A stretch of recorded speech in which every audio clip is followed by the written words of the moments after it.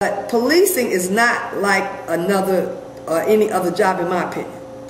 You are a public servant. You see people at their worst. You see black people at their greatest need if you're in the black community. And as a black person, you have an obligation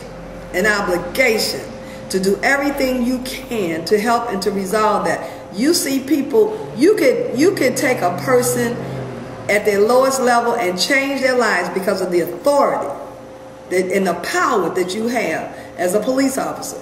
But we have too many black people who are police officers who identify as themselves as white police officers. So they serve or police in our community the way they see white officers police in our community, as opposed to serving our community.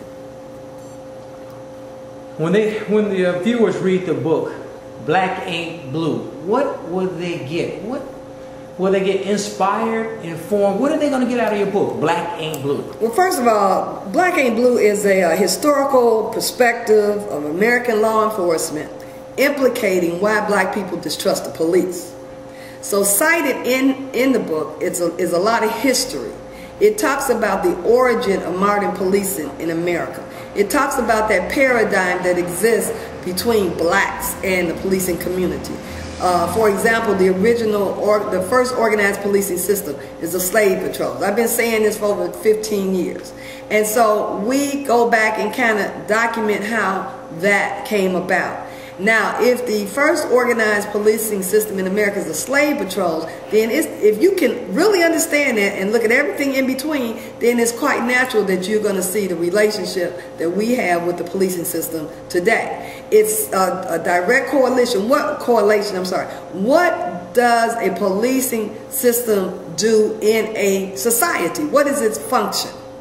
And in most cases, the function is to protect the haves from the have-nots, to protect property, to protect those who, like I say, have from those who don't. But there becomes an exception when black people enter the equation, because at some point, because of that initial relationship, black people automatically are deemed and described as the criminals. So right there, you got to focus on creating something that continues to reinforce that these are the culprits, these are the criminals. Not innocent till proven guilty. You're guilty, and then you have to prove your innocence. And so now, if we understand this whole system, we'll understand why it is systemic and it is systematic. And we won't walk around here saying, you know, the police ain't doing their job. They are doing their job as it is described, and the inception of policing has brought forth for them to do. They have not deviated from their original purpose in regards to black people, not one iota. The problem is we have not gotten a true and proper interpretation of the system and the function of policing in that system. Now, the last chapter of the book, I attempt to address, and it's entitled Changing the Paradigm. I attempt to address a philosophy that we need to adopt, attached with some information about how we can change this powerless dynamic between the black community and this very, very strong system called law enforcement in America. So, and then I cite from the continent that originally there was no such thing as police and prisons, because we were very much respected and respected one another. There were things that we were supposed to follow to keep the society orderly. We weren't savages. We weren't running around chopping off heads and eating people per se. We functioned in a very orderly way and eventually evolved into high societies. Look at Egypt and Nubia and Kemet, even though people want to take Egypt out of Africa.